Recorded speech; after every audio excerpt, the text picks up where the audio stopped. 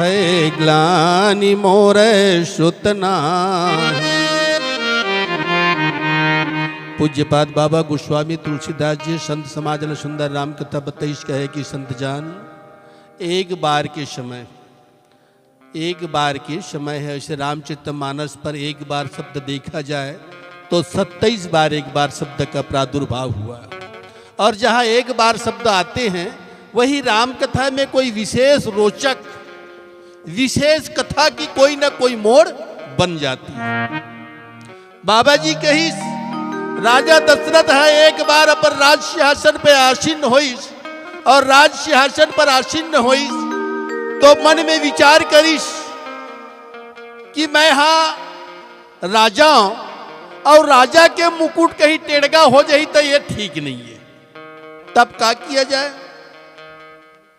अपन मंत्री के पास एक आईना मंगाइस, और आईना ला देखे के बाद विचार करिस, मैं आज ये मुकुट ला संभाले के मोर औकात नहीं है। मैं मुकुट ला नहीं संभाल सका तो मुकुट मोर टेढ़ा होते, और यही मुकुट टेढ़ा यदि गिर जाए, धरती में गिर जाए तो बड़ा अशुभ माने के है। और विचार करके देखा ये आईना करथे का, आईना हाँ करथे का। हम सब अपन घर में आईना देखथन, कहीं मोर दाग मुंह में चेहरा में कोई दाग तो नहीं लगे हो ही, कोनो जगह मोर चूंदी टेढ़गा बेड़गा तो नहीं हो गए हो, यहीं तईते मोर मांग बरोबर उतरे है कि नहीं। आशा क्या है? आईना हमारी जीवन की प्रत्येक बुराई को, आईना हमारी जीवन की प्रत्येक बुराई को दिखा देता है। कहां पर चेहरा में दाग लगा है, कहां क्या है, हमारी शर्ट ठीक है कि नहीं, हमारी चेहरा अच्छी दिख रहा है कि नहीं। ठीक उसी तरह ये रामायण है, राम धन अयन। राम धन अयन, राम मतलब होता है परमात्मा, और उनकी स्वरूप को देखने की जो कला हमको देती है वो रामायण। राजा दशरथ राज सिंहासन पर आसीन होइस, आईना ला मंगाइस, आईना ला देखे के बाद पता चलिस मोर मुकुट टेढ़ा हो गए। और जब मुकुट टेढ़ा होइस तो कान के पास के जो बाल है पक गिरा है। विचार करके आज के समय ला वो समय मत जोड़ू, काबर आज 12 साल के लड़का तक को चूंदी पाक जाते। ये कलयुग है भाई, कलयुग में कुछ भी हो जाते। पर वो समय चौथापन में ही बाल पकतीस। राजा दशरथ के एक बाल पकीस, बाल ला देखीस, राजा दशरथ ला दुख होइस। मोर चौथापन आगे, चौथापन में मोर घर में राजपाट है, सोना चांदी है, दास दासी है, अरे नौकर चाकर का चीज के कमी है। जहां देख भंडार भरे है, पर ये राज सत्ताला समलैया आज मोर घर में एक बेटा नहीं है। और जिन घर में करोड़ों के संपत्ति है और एक बेटा नहीं है तो घर नहीं लगे, मसान घाट कस लगते, वहां आदमी रहे की इच्छा नहीं है। हमार महतारी बन विशेष जान थे, यदि घर ले कोई लड़का किलकारी नहीं मारिस, घर में यदि कोई लड़का किलकारी नहीं मारिस, तो वो समय हमार शरीर के जो पीड़ा दूर नहीं हुए, और हम खेद ले कमा के आथन थके मांदे, और वो समय दादा दादा दादी दादी पापा मम्मी ये कहीं लड़का आवाज दे देते तो दिन भर के जो कमाए रिवे देकर पीड़ा समाप्त हो जाती। ये अपन औलाद के गुण बताते। राजा दशरथ ला भी हुई दुख होइस, मैं दुनिया ले तो आ जाता हूं, दुनिया में मोर हुकुम चलत है, पर आज मोर घर के दिया जलाने वाला नहीं है, मोर डेहरी के उजागर करने वाला नहीं है, मोर जाए के बाद मोर डेहरी में दिया जलाने वाला नहीं। एक बार भूपति मन माही, भय ग्लानि मोरे सुतनाही, गुरु गृह गयव तुरत मही पाला, चरण लागी कर विनय विशाला। राजा दशरथ हमला एक शिक्षा देते और राम कथा हमला सबला शिक्षा देते। यदि हमारे जीवन में कोई दुख आ जाए, हमारे जीवन में कोई दुख आ जाए तो हमला सबसे पहली कहां जाना है। आज के आदमी मन काय करते हैं, हाथ पैर पिरात, कई 4 साल तक के लड़का नहीं होइस, कोई महतारी यही तो कर गोद नहीं भरी, तो हम सबसे पहले डॉक्टर कर जाबो। डॉक्टर अपन पीड़ा बताबो, मोर घर में एक लड़का नहीं है साहब, मोर घर में बोला लड़का चाहिए, कुछ उपाय तो बता। डॉक्टर इंजेक्शन लगा ही, दवा लगा ही, सब करी। और वहां थक जाबो ता कहाँ जाबो, बैगा के पास जाबो, बैगा और डॉक्टर हमार धन ला लूटा था और कुछ नहीं करता। सबो डॉक्टर ला नहीं कहा भैया देखा डॉक्टर बैठे हो ना तो नाराज मत हो। वो डॉक्टर भी यही बात बोलते, कोई आदमी हाँ इलाज करत करत थक जाही ना तो किथे परमात्मा के राम के नाम ले, वो परमात्मा सब ठीक करी। आशय का है डॉक्टर भी परमात्मा के ऊपर अपन आप ला आश्रित कर देते। राजा दशरथ की तोर जीवन में दुख आ गए तते सबसे पहली गुरु के पास जा। गुरु बिन भव निधि तरह न कोई, जो विरंची शंकर सम हो। बिना गुरु के संसार में काकरो उद्धार होने वाला नहीं है। ये पूज्यपाद बाबा गोस्वामी तुलसीदास जी कहा थे। तो आज राजा दशरथ हमला शिक्षा दी, पहले हमला गुरु के पास जाना चाहिए और गुरु के पास जाके चरण लाग कर विनय विशाल। अपन सत्ता के बल पे, पैसा के बल पे गुरु अपन घर मत बला भाई, ओकर घर में जा और जाके ओकर प्रणाम कर ले, अभिवादन कर ले। अभिवादन करने के बाद अपन दुख ला बता कि गुरुदेव मोर घर में सबो चीज तो है, पर एक बेटा के लालसा ला लेके आए हो, मुझे ये चीज की प्राप्ति चाहिए। और वास्तव में सच्चा गुरु हो ही ना तो सच्चा गुरु तो समस्या के निदान कर दी। काबर आज गुरु के भी कमी नहीं है। कन फुक्का गुरु हद का बेहद का गुरु और, कन फुक्का गुरु हद का बेहद का गुरु और। जब बेहद का गुरु मिले तो लगे ठिकाना ठौर। जब वास्तविक तत्वदर्शी गुरु की प्राप्ति हो जाएगा तो फिर हमको वास्तविक ठौर हमारी बता सकता है। तो निज दुख सुख सब गुरु ही सुनायहूं, कह वशिष्ठ बहुविधि समझायहूं। वशिष्ठ जी महाराज है, राजा दशरथ ले बड़ा सुंदर ढंग से धीरज धारण करिश कहे राजन आप अपन जीवन की दुख और सुख सारी वृतांत तो बता लिया, पर मेरे हिसाब से मैं अनुभव करता हूं कि आपके घर में सारी चीज संपदा है, पर कमी है किसका? धरा हूं धीर, आप धीरज धारण कर लीजिए। और पुत्र कह रहे हैं तो आपका एक पुत्र ही होई है, 4 पुत्र होगा। धरा हूं धीर होई है सुतचारी, त्रिभुवन विदित भगत भय हारी। आपका ऐसा पुत्र होगा जो तीनों भुवन, विचार करना है भुवन एक ही देखे यमन ये मृत्यु लोक में आए हैं ना तो मृत्यु लोक की ही बात ल जानथन, पर एक कहे पाताल लोक जहां असुरों का साम्राज्य है और एक स्वर्ग लोक जहां देवताओं का साम्राज्य है।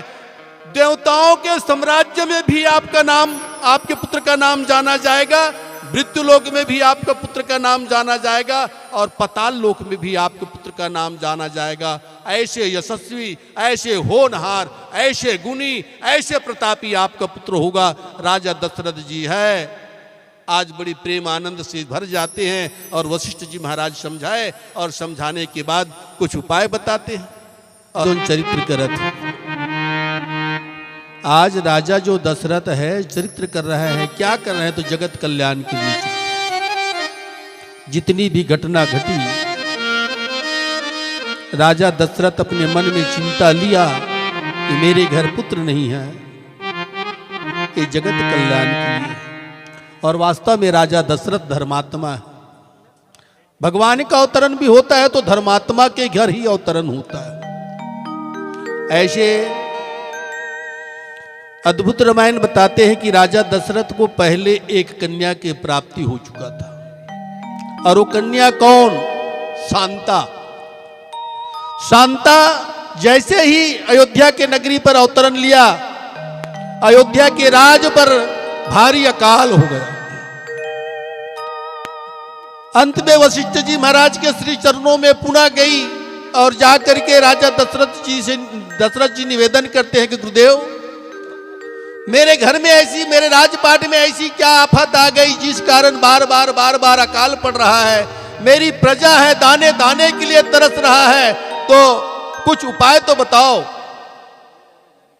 अंत में राजा दशरथ को बताया जाता है कि राजन आपके घर जब से कन्या आया है, आपके घर जब से कन्या आया है तब से आपके राजमहल पर अकाल पड़ रहा है, आपके राज शासन पर अकाल पड़ रहा है। तो आप एक उपाय करिए, आप अपनी बेटी को किसी महात्मा को दान दे दो, फिर आपके घर राजमहल पर, आपके राज सिंहासन पर और जितनी भी आपकी जहां तक भूमंडल में राज्य है वहां फिर वर्षा होगी। वशिष्ठ जी के बताए अनुसार राजा दशरथ है अपनी प्रथम कन्या शांता को अपने मित्र को दे देती है और उनके मित्र है श्रृंगी के साथ शांता की विवाह कर देती है।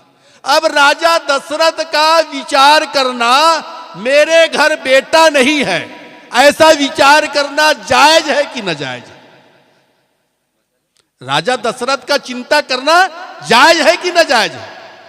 वास्तव में राजा दशरथ का चिंता करना जायज है, क्योंकि जगत कल्याण के लिए राजा दशरथ है, भगवान को अपने घर में लाना चाहते हैं। इस कारण उसने चिंता की और चिंता के परिणाम स्वरूप यज्ञ हुआ। और किसके द्वारा? वो श्रृंगी ऋषि के द्वारा। श्रृंगी है कौन? राजा दशरथ का दामाद है। और दामाद कैसे है? तो यज्ञ करने में बड़ी परिपूर्ण है, चतुर है, होशियार है, पारंगत है, वेद मंत्रों को जानते हैं और ऐसी शक्ति आज दुनिया में और कोई पारंगत ऋषि नहीं है। वशिष्ठ जी महाराज राजा दशरथ को बताते हैं कि राजन, श्रृंगी के द्वारा यज्ञ होगा और वो भी कहां? गंगा की घाट पर। और जब गंगा की घाट पर यज्ञ होगा तो फिर वो परमपिता परमात्मा तत्काल धरती में आने का आश्वासन देगा। श्रृंगी ऋषि वशिष्ठ बुलावा, पुत्र काम शुभ यज्ञ करावा, भगति सहित मुनि आहुति दिन्हे। विचार करना है, जहां भी राम कथा में देखा जाए भक्ति भगति भगति, सिर्फ भक्ति को ही प्रधान बताती है। और भक्ति का शाब्दिक अर्थ होता है प्रेम। किससे? जीव मात्र से प्रेम। क्या हम जीव मात्र से प्रेम करते हैं? नहीं, स्वार्थवश प्रेम होता है। और उसकी से अपने पुत्र से, अपने पत्नी से, अपने माता से, अपने पिता से।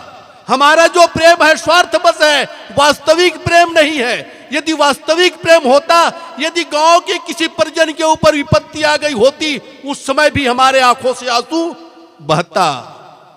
ऐसी नहीं हो रहा है, सिर्फ दिखावा मात्र प्रेम हो रहा है। और विचार करना है, आज से पहले, ये तो कलयुग है, कलयुग में भक्ति तो प्रधान है। कलयुग तरन उपाय न कोई, राम भजन रामायण दोई। कलयुग में भगवान को पाने की दो रास्ता बताती और उसमें भी भक्ति प्रमुख बताया गया है। भक्ति होना बहुत जरूरी है, प्रेम होना बहुत जरूरी है। ये ऐसे कि नहीं राम नाम जपना पराय माल अपना, राम का नाम तो जप रहे, किसी की संपत्ति पाए बस छीन लिया।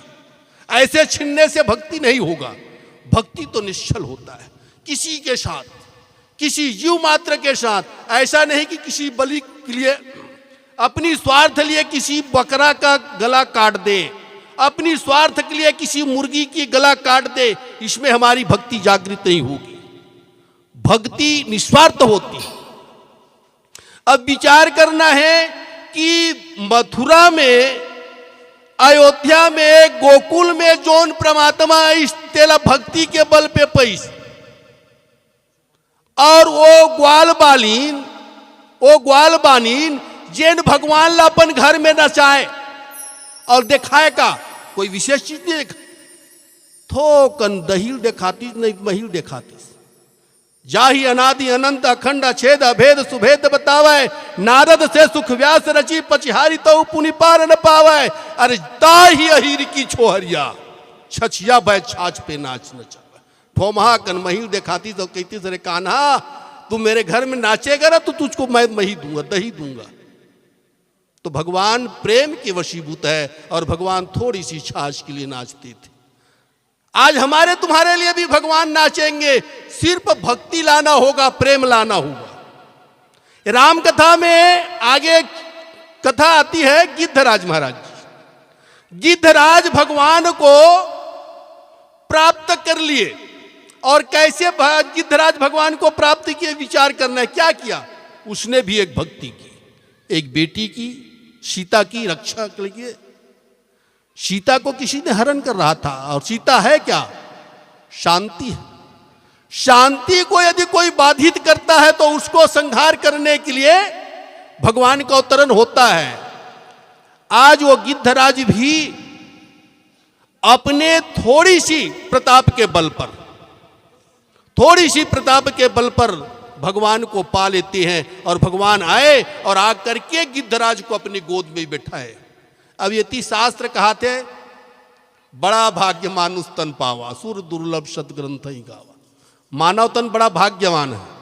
विचार करके देखा, वास्तव में मानव तन भाग्यवान है तो पक्षी तन भाग्यवान है। अरे वो पशु जे नहा घोड़ा कहन, भगवान के वियोग होइश, तो राम ला देख देख की नरियश, हे राम आप कहां छोड़कर जा रहे हैं, आपके बगैर हमारी कैसी जीना होगी। ये पशुता में जब वैसे पशुओं के लिए भी भगवान का आगमन होता है, तो हमें हमारी जीवन पे प्रेम लाना होगा। जो वशिष्ठ कछुदय विचारा, सकल काज भा सिद्ध तुम्हारा, यह भी बांट देहु निपजाई, जथा योग जही भांति बनाई। आज सिंगी ऋषि अपनी भक्ति के बल पर परमात्मा को प्रागट्य कर दिए। कहा आग से, अग्नि के गुण से भगवान जलता हुआ भगवान निकल गए, और निकल करके चतुर्भुजी रूप में शंख पद्म चक्र धारण किए हुए, एक हाथ में सुंदर एक छोटा सा लोटा जल चरु के थे, वो चरु में खीर रखीस, और खीर प्रागट्य होकर के राजा दशरथ लकीस, हे राजा दशरथ ये प्रसाद ले, और ले करके जा तो तीनों रानी ला बांट दे। जैसे प्रसाद ला पाही, तीनों रानी गर्भ में हो जाए। कागर पल में भगवान ला पैसा, भक्ति के बल में, भक्ति ही श्रेष्ठ है। यह भी बांट देहु निपजाई, जथा जोग भज्य भाग बनाई। तब अदृश्य भय पावक, जैन भगवान आगी से प्रकट हो रही, वो भगवान फिर आग में समाहित हो जाते हैं, और समस्त सभासदों को समझाते हैं।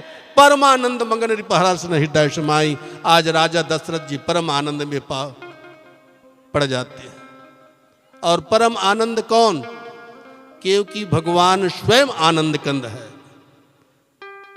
सच्चिदानंद, सत है, चित्त है, आनंद है। वो सच्चिदानंद आनंद को खीर के रूप में जब प्राप्त करते हैं, राजा दशरथ परम आनंद में डूब जाते हैं, और परम आनंद में डूब करके बड़ी प्रेम के साथ कौशल्या, केकई, सुमित्रा, ये तीनों रानियों को पुकारते हुए आगे बढ़ते हैं। पूज्यपाद बाबा गोस्वामी तुलसीदास जी संत समाज लगे ही संत जन, वो राजा दशरथ की ज्ञान, वो राजा दशरथ की बुद्धि विचारनी है। राजा दशरथ जैसे प्रसाद को लेते हैं, और प्रसाद को लेने के बाद बड़ी व्यग्रता पूर्वक तीनों रानियों को पुकार करते हैं। कहे कौशल्या, केकई, सुमित्रा, आओ आओ, ये आज हमको परमात्मा ने प्रसाद दिया है, इस प्रसाद को पान करना है। तीनों की आवाज को सुनकर के तीनों माताएं हैं बड़े प्रेम पूर्वक राजा दशरथ की जहाँ विराजमान है वहाँ पहुँच जाते हैं। और पहुँचने के बाद राजा दशरथ है आज प्रेम में विभोर होकर के सुंदर ढंग से जो अग्निदेव महाराज प्रसाद दिए हैं, उस प्रसाद को फिर 2 टुकड़े में बांट देता। आज के यदि कोई व्यक्ति होतीस ना, आज के राजा होतीस, यही विचार करतीस 3 रानी में एक रानी जो अधिक प्रेम करे वही रानी प्रसाद ला दीतीस। पर राजा दशरथ हमला सबला शिक्षा देवत, यदि जाने अनजाने किसी का 2-3 पत्नी यदि हो जाता है तो किसी के जीवन में कभी कोई विशेष प्रेम नहीं होना चाहिए, न तो किसी के विशेष कोई क्रोध होना चाहिए। आज राजा दशरथ है प्रसाद को 2 हिस्से में बांटी, 2 हिस्से में बांटने के बाद एक हिस्सा कौशल्या मैया को दे देती है, और एक हिस्सा बचा है उसको पुनः 2 हिस्से में बांटती है, और बांट करके फिर एक को केकई को दी और एक हिस्सा बच गया है। एक हिस्सा बचा है, इधर कौशल्या मैया अपने आप में विचार करती है, मैं बड़ी हूं, मेरी छोटी बहन यदि प्रसाद नहीं पा रहा है, यदि वो प्रसाद को कम पाता है तो मेरे जीवन में एक सौत की डाह बना रहेगा। लोग मुझे सौतन के नाम से जाने जाएंगे, तो मैं अपने जीवन में कभी सौत की दाग अपने जीवन में कभी नहीं ले सकता। कौशल्या मैया अपने हिस्से के प्रसाद को फिर 2 हिस्से में बांट देती है। और इधर राजा दशरथ एक हिस्से में जो प्रसाद रखी वो, और कौशल्या मैया के हाथ के हिस्से की प्रसाद वो, फिर 2 हिस्से की प्रसाद सुमित्रा मैया को दे देती। विचार करना है कि प्रसाद को 3 टुकड़ा में यदि बांटना था, 3 रानी थी तो, पर उसने 4 टुकड़ा कर दिया, क्योंकि ये परमात्मा की विशेष अनुकंपा थी और परमात्मा उसको वरदान दे चुके थे कि आपके घर 4 पुत्र के रूप में भगवान का अवतरण होगा। प्रसाद को 4 हिस्से में बांटा गया। पहले हिस्से प्रसाद पान की कौशल्या मैया, इस कारण बड़ा बेटा राम को जन्म दिया। दूसरे हिस्से की प्रसाद कैकेयी माता ने पान की थी, सिर्फ एक हिस्से की प्रसाद, इस कारण कैकेयी ने भरत को जन्म दिया। और सुमित्रा मैया है 2 हिस्से की प्रसाद पान की थी, इस कारण कौशल्या जो सबसे छोटी थी, सुमित्रा मैया जो सबसे छोटी थी, सुमित्रा मैया को जब कौशल्या अपने हाथ में देती है 2 हिस्से की प्रसाद पान करने के कारण सुमित्रा को 2 हिस्से की प्रसाद पान करने के कारण 2 बेटी को जन्म देती है। कौशल्या, कैकेयी, सुमित्रा तीनों रानी जैसे प्रसाद को पान की, तीनों बड़ी आनंद ही समय में, और सुख और दुख का समय पल भर में बीत जाता है। किसी के जीवन में यदि सुख है तो सुख ही सुख रहेगा, ऐसी बात नहीं। किसी के जीवन में दुख है तो दुख ही दुख रहेगा, ऐसी बात नहीं। वो परमात्मा की विधान है। जैसा ढंग से बेरा उठे तो ओरछा के छैया धीरे धीरे धीरे धीरे घट जाते, वैसने ढंग से सुख और दुख ये समय बीतीस। रात तीनों रानी बड़ा सुंदर प्रेम के साथ गर्भ अवस्था में हुई, और तीनों के जीवन में अत्येक खुशहाली, ओकर शरीर अत्येक सुंदर दिखे लगी। साथ साथ राजा दशरथ भी अत्येक आज आकर्षित हो गए, जेकर महिमा ला कौन बताए। मंदिर महसब राजा ही रानी, शोभाशील तेज की खानी। पूज्यपाद बाबा गोस्वामी तुलसीदास जी लिखी कि अयोध्या के प्रत्येक अंगना, प्रत्येक महल, प्रत्येक घर हम मंदिर की तरह सज गए, और बड़ी आनंद से सबके सब खुशी में भर जते। सुख जुत कछुक काल चली गयऊँ, यही प्रभु प्रगट सो अवसर भयऊँ। और समय बीतीस, परमात्मा के अवतरण के समय हो गए। और अंत में बाबा जी लिखिस, जोग लग्न ग्रह 12 तिथि सकल भय अनुकूल, चर और अचर हरस जुत राम जन्म सुकूल। योग है, लग्न है, ग्रह है, 12 है, तिथि है। अब योग क्या होता है विचार करना है। योग के संबंध में विचार करते, परमात्मा की एक विशेष शक्ति, परमात्मा के प्रागट्य होने का एक विशेष घड़ी, मुहूर्त, जिस मुहूर्त पे एक स्थिति में चंद्रमा, सूर्य, लग्न, ग्रह सब जब अनुकूल हो जाता है, एक सिद्ध में आ जाता है, तब कहीं परमात्मा का अवतरण होता है। हमारे जीवन में काम, क्रोध, लोभ, मद, मत्सर सारी विकार भग जाती है, और एक भक्ति रूपी सुविचार जब जीवन में आता है, तब कहीं परमात्मा का अवतरण होता है। हम सबको यही सलाह परमपिता परमात्मा राघवेंद्र सरकार है अपनी कथा के माध्यम से बता रहे हैं। हमको योग जुड़ना होगा। योग मतलब जुड़ना होता है। और कैसे जुड़ना है? तो भक्ति के साथ जुड़ना है, लग्न के साथ जुड़ना है। हमर लगन कहीं संसार में रही तब फिर हमला परमात्मा नहीं मिल सके। हमला वो परमात्मा में लगन लगाना है। और ग्रह तिथि बताइए, विचार करे में देखे ला मिलते, कोई लड़का के यदि विवाह के संबंध नहीं जुड़ाते तो किथे अभी लगन नहीं लगेगा। और जब लग्न उदय हो जाता है, चंद्रमा उदय हो जाता है, तब कहीं वो लड़का कारी बिलई रही ना तो एक बार खबले सगा थे और फट ले उड़ जाते। वो समय ऐसे चेहरा परमात्मा और प्रागट्य करते, जिन परमात्मा के जिन चेहरा ला देख के संसारी भी आकर्षित हो जाते। जेला योग लग्न कहेगे है। और ऐसे सुंदर अवसर में भगवान का अवतरण हुई। आगे का होते एक भजन के बाद चर्चा कर। वो लखन श्री रामचंद्र की जय। बोल लखन श्री रामचंद्र की जय। बजरंग बली झूम के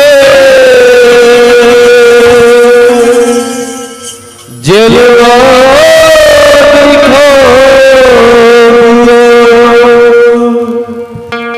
सोने से जड़ी लंका को Thank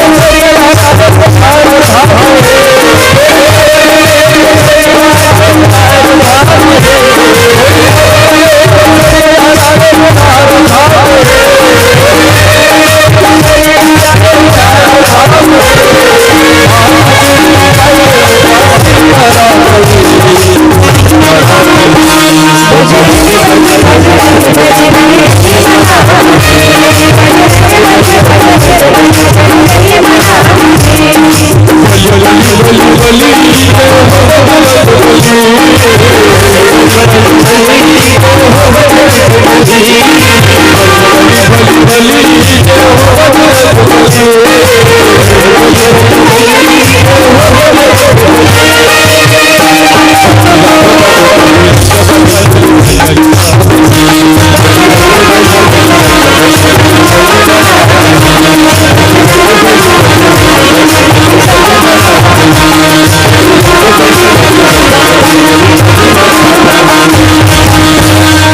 बोले लखन श्री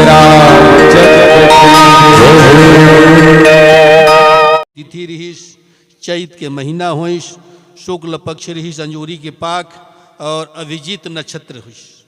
ऐसे सुंदर समय लपा के परमात्मा है धरती धाम में ओकर आगमन होइस।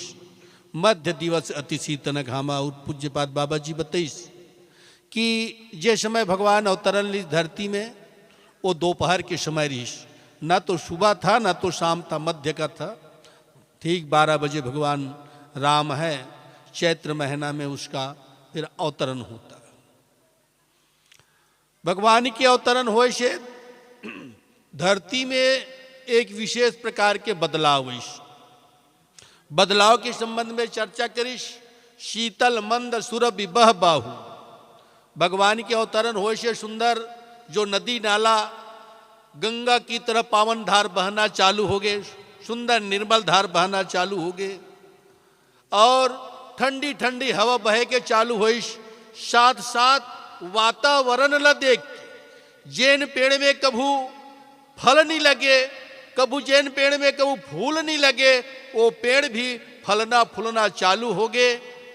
और ऐसे शीतल हवा ल देख के संत महात्मा जन है विचार करते। और कैसे विचार करिस? बन कुष्मित गिरगन मनियारा स्रवहि शकल सब सरिता मृत धारा। अरे आज तक ये नदी में ऐसा न कि अमृत की तरह पावन धार नहीं बहत रही। ऐसे का समय आगे का वो परम पिता परमात्मा राम प्रागट्य तो नहीं होगी, वो राम के कृपा तो नहीं होही, जेकर कृपा से भी जोन पेड़ ठूठा रही वो ठूठा पेड़ में भी फल फूल से लद गए। सो अवसर विरंची जब जाना, ब्रह्मा जी महाराज जानिस काकर द्वारा, वातावरण के द्वारा। ब्रह्मा जी वातावरण के द्वारा जानिस, शीतल हवा बहिस, सुगंध युक्त हवा बहिस, निर्मल धार बहिस, तब ब्रह्मा जी महाराज जानिस।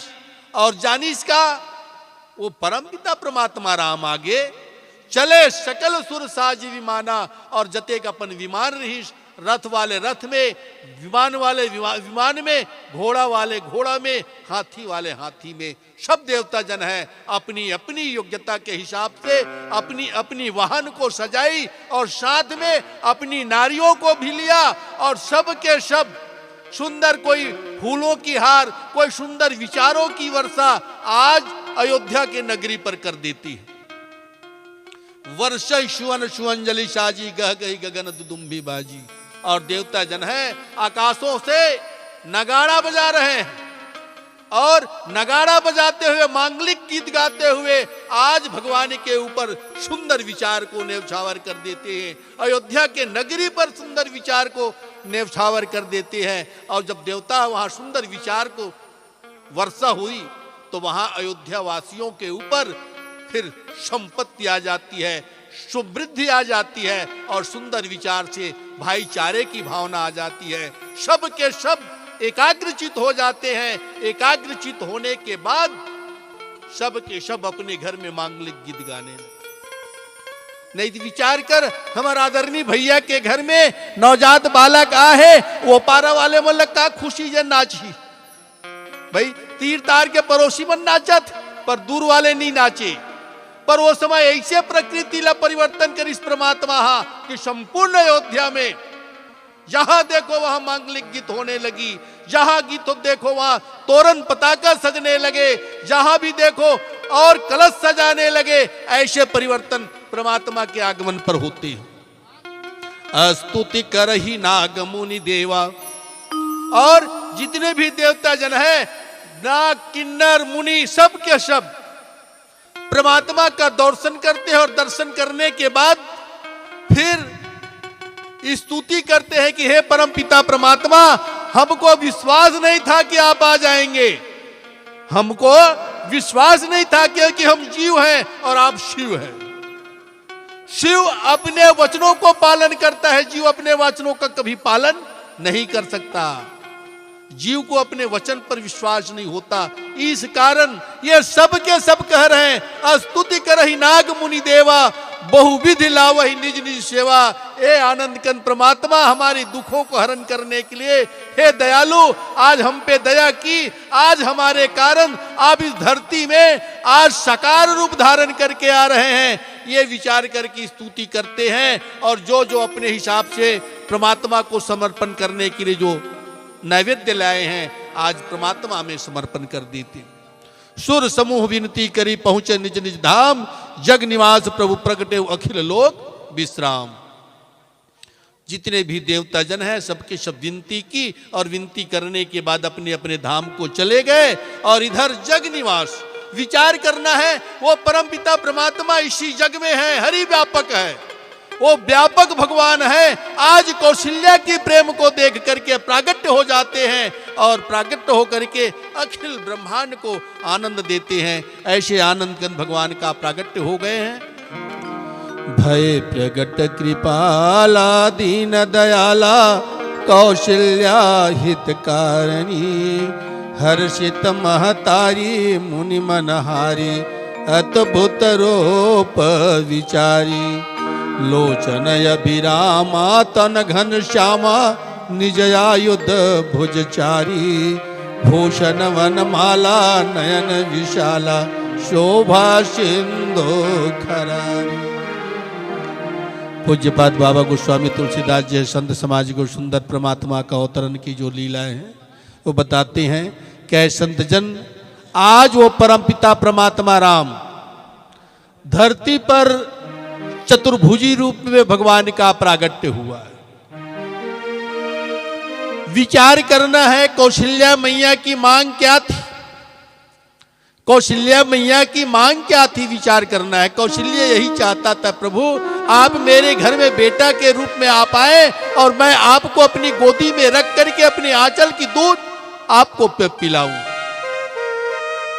कौशल्या चाहती थी, पर भगवान जब 7.5 हाथ लंबा चौड़ा चतुर्भुजी रूप में शंख पद्म चक्र गदा धारण किए हुए जब धरती पर अवतरण होते हैं तो आज कौशल्या मैया है कुछ पल के लिए शांत हो जाए। आज मन ही मन कौशल्या मैया स्तुति करते हैं और कहे, प्रभु भय प्रगट कृपाला दीन दयाला, कहे दीन बंधु दया के सागर दयालु भगवान आप तो प्रागट्य हो गए, पर प्रागट्य होकर के कौशल्या की हित कर रहे हैं। आप कौशल्या की हित कर रहे हैं। आज कौशल्या की जीवन को आप सफल कर दिया, क्योंकि संसार के मुनि जन भी जन्म जन्म मुनि यतन कराही, अंत राम कहीं आवत नहीं। संत महात्मा है, जन्म जन्मांतर साधना करते हैं, नाम जाप करते हैं, माला टरकाते हैं, पर अंत समय में जिसका नाम नहीं आता, और वो परमात्मा आज साक्षात नारायणी रूप में चतुर्भुजी रूप में आज कौशल्या के घर प्रागट हो गए। क्या भगवान आप कौशल्या के हित करने के लिए आए हैं। हर्षित महतारी मुनि मनहारी, कौशल्या मैया हर्षित हो जाती है। और हर्षित क्या हुआ, क्योंकि उनका जो स्वरूप है, उनकी मनमोहक स्वरूप है, जो मुनि के मन को भी मोहित कर देते। ऐसा बड़ी ही लुभावना शरीर, ऐसा दिव्यमान शरीर, अद्भुत रूप विचारी। क्या भगवान पर विचार करके देखो कैसा रूप है आपका। लोचन अभिरामा तन घन श्यामा, क्या भगवान का आंख तो बड़े बड़े आंख, इधर भगवान की आंख को भी बताए और पैर को भी बताते हैं, कमल की तरह उनकी आंख और पैर बताते हैं। लोचन अभिरामा तन घन श्यामा, क्या भगवान आप बड़े बड़े आंख वाले हैं, आपका जो सांवला शरीर है और सांवला के शरीर के साथ साथ लंबी लंबी भुजाएं हैं, अद्भुत रूप है, निज आयुध भुजचारी, और आप 4 भुजा को धारण किए हुए हैं। भूषण वन माला नयन विशाला, आप गले में आभूषण धारण किए हुए हैं, वन की माला पहने हैं, फूलों की माला पहने हुए हैं और विशाल भुजाएं हैं। शोभा सिंधु खरारी, आपकी शोभा इतनी है, इतनी सुंदर है कि मुनि जन की जो नेत्र आपको देखने के बाद हटता नहीं। क्योंकि राम कथा में यही कई एक चर्चा आती है, मास दिवस कर दिवस भा मर मन जाने कोय, रवि समेत रस था क्यों निशा कवन विधि हो। भगवान के स्वरूप ला देख करके सूर्यदेव भगवान 1 महीना तक के टकटकी लगा के देखते। सूर्य 1 महीना तक के टकटकी लगा के देखा थे। अब भला बता, जे देख के सूर्य लुभावनी हो जाए, जेला देख के सूर्य संमोहित हो जाए, तो परमात्मा के स्वरूप कतेक सुंदर हुई। और कोई ज्ञानी जन बताइस, अरे 1 मुंह वाले कौन कहे, 1000 मुंह वाले भी यही ना, जेकर 1000 मुंह और ओकर 2000 आंखी, 2000 आंखी में देखे के बाद भी ओकर स्वरूप ला नहीं बता सके। ऐसे बड़ा सुंदर स्वरूप भगवान राम के रिहिश के। कह दुई कर जोरी स्तुति को दूरी, के ही विधि कराऊं अनंता। कौशल्या मैया अपन दोनों हाथ ला जोड़ लीस और जोड़ के की थे भगवान, मैं हाँ एक साधारण जीव हूं और आप शिव हो। ये जीव है शिवला कतका विनती कर ही, कैसे ढंग से ध्यान धारण कर ही, कैसे ढंग से आपकी स्तुति कर ही, तो नहीं जाने।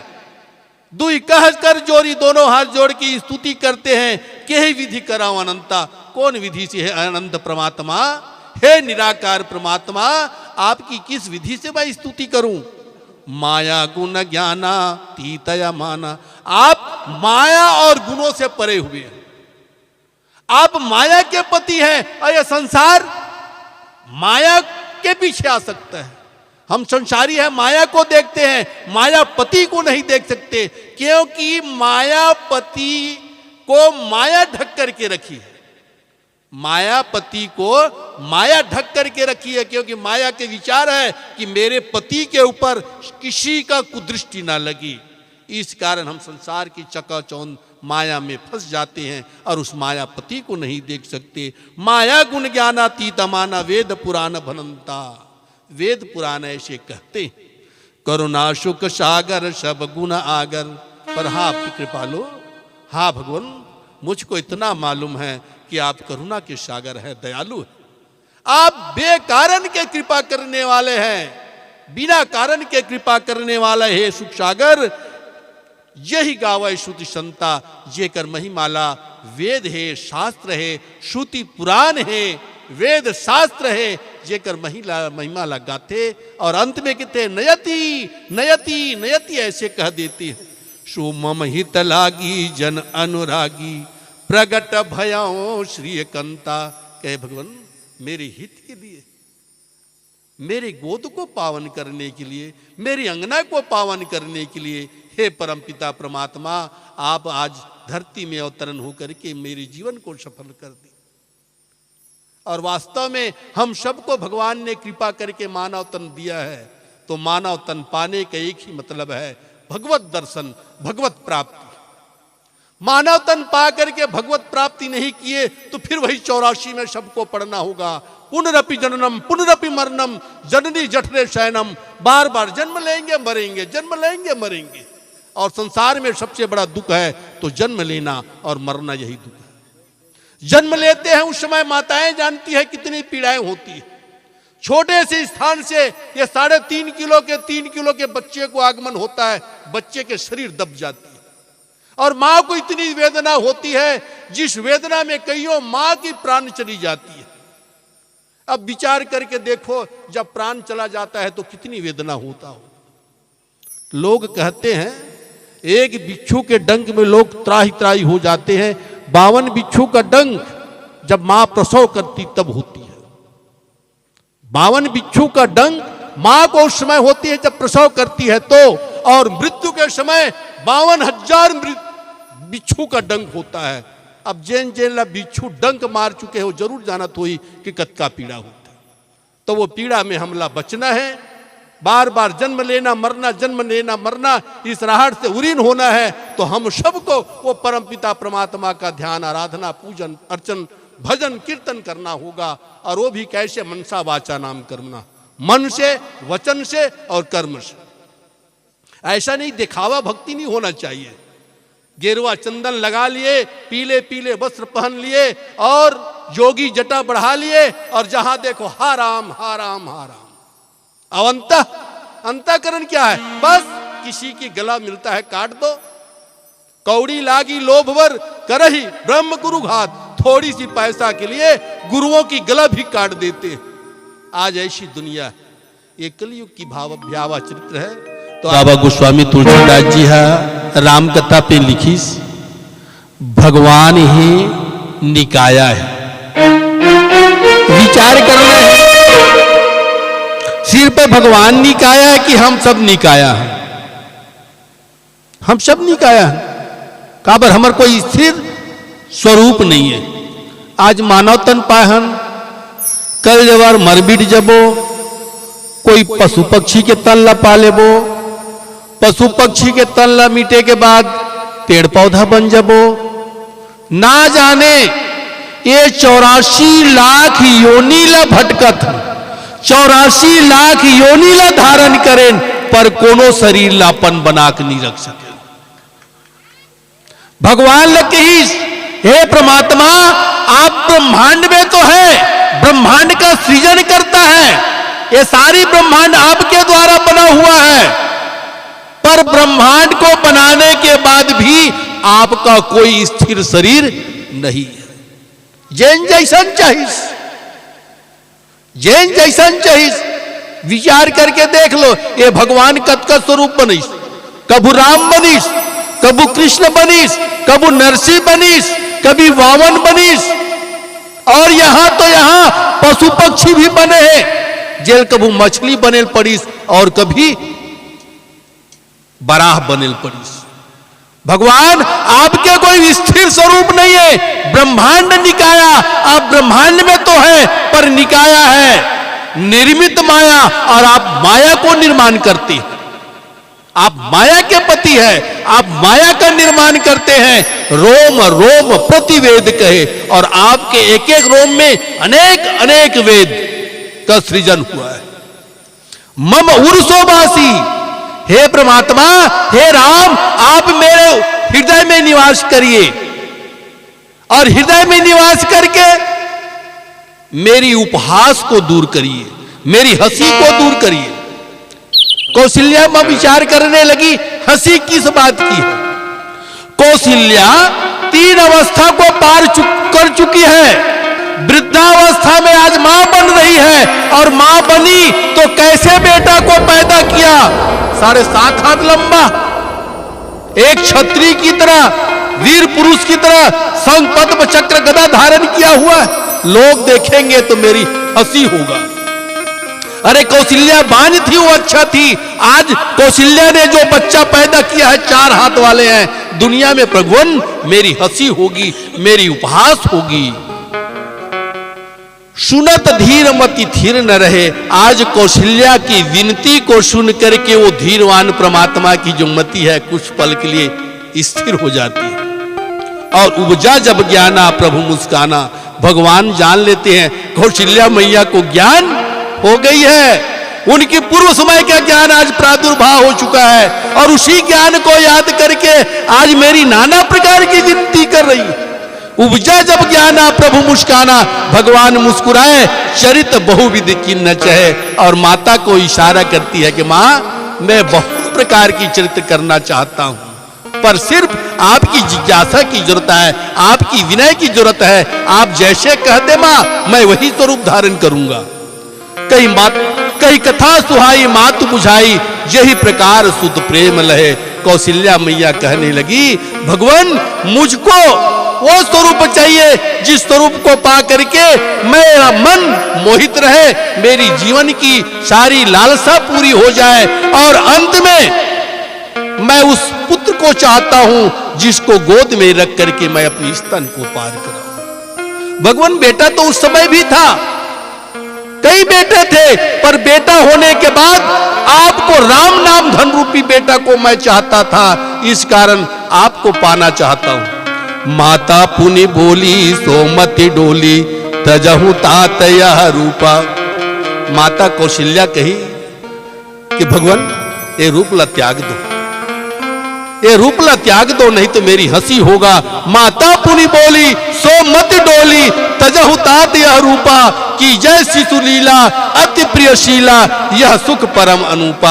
आप बच्चा की लीला करिए, विचार करना है। कौशल्या अपनी प्रेम के कारण आज भगवान को बांध लेती हैं और भगवान के साथ एक मनोविनोद भी होता है, भगवान को सीधा चलाते हैं, कौशल्या मां उल्टा चलती है। कितनी ममता माता के जीवन में होती है, माता के जीवन में कितनी ममता होती है औलाद के पीछे, पुत्र के पीछे, बेटियों के पीछे, पर उस बलिदान को आज की औलाद है नहीं देखते, उनका ख्याल नहीं होता। एक बाप है अपने बेटे को कंधे में बिठा करके पूरा गांव घुमाता है और अंत में कहता है कि बेटा जिस ऊंचाई को मैं नहीं देख सकता उस ऊंचाई को आप देख लो। बाप है सारी दिन मेहनत करता है और मेहनत करने के बाद फटा पुराना पहट करके रह जाते हैं। आज बच्चों की शिक्षा को देखो, मां बाप की जो बलिदान है उस बलिदान को पूर्ण नहीं कर रहे। आज बच्चे तो यहां से मैं स्कूल जा रहा हूं करके निकल जाते हैं और कहीं भटकते रहते हैं। मैं उस युवा साथियों से भी निवेदन करता हूं कि आज मां और बाप की जो बलिदान है उस बलिदान को याद करते हुए कम से कम मां बाप के जब तक आश्रय है तब तक सच मार्ग में चलो और अपने हिसाब से ना चलो, मां बाप के हिसाब से चलो। नहीं तो आज अभागा दुनिया में देखने को मिलता है, आज दुनिया में देखने को मिलता है बेटा तो पैदा किया पर वो बेटा बाप की कालर पकड़ रहा है। ऐसी औलाद आज धरती में पैदा हो। माता बोलती है, माता पुनि बोली सोमति डोली तजहुतात यह रूपा की जय शिशुलीला अति प्रियशीला यह सुख परम अनूपा सुनि वचन सुजाना रोदन ठाना। आज एक भक्त की कौशल्या माता के विनम्र वचनों को सुन करके भगवान भी तत्काल रोना चालू कर दिया। अब विचार करो मां कैसी थी, माता के वचनों को सुन करके भी भगवान रोना चालू कर देते हैं। होई बालक सुरभोपा, और जो अनादि ब्रह्म भगवान था आज एक राजा का लड़का बन गया। इतनी कृपालु इतनी दयालु भगवान है। भगवान हमारे लिए क्या नहीं करता, भगवान हमारे लिए क्या नहीं करता। कितना सुंदर शरीर दिया है, इतने सुंदर शरीर पाने के बाद भी कहते हैं भगवान हमको कुछ नहीं दिए, भगवान हमको कुछ नहीं दिए। भाई ये तो तन है मानव का, मृत्यु लोक में आए हैं, मृत्यु लोक में आने के बाद सुख और दुख तो मिलेगा ही, ये नियति का विधान है। हमको हर पल सुख ही सुख नहीं मिलेगा, हर पल दुख ही दुख नहीं मिलेगा। आज यह चरित जो गावही हरिपद पावही तेन परहि भवकूपा, पूज्यपाद बाबा गोस्वामी तुलसीदास जी की ये परमात्मा के जिन चरित ला जुनगा ही और सुन ही वो संसार के कुआं में ओला फिर आना नहीं पड़े। ऐसा ढंग से मुक्तिदायिनी परमपिता परमात्मा राम की कथा है। विप्रधेनु सुर संत हित लिन्न मनुज अवतार निज इच्छा निर्मित तनु माया गुण गोपाल। संत ज्ञानी मन कहिस भगवान के आगमन हाँ एक कारण से नहीं हो। कोनो कोनो चर्चा में लाते रावण की अत्याचारी बढ़ गई, इसका रावण लमारे पर भगवान है का भगवान में अत्यंत ताकत नहीं रही।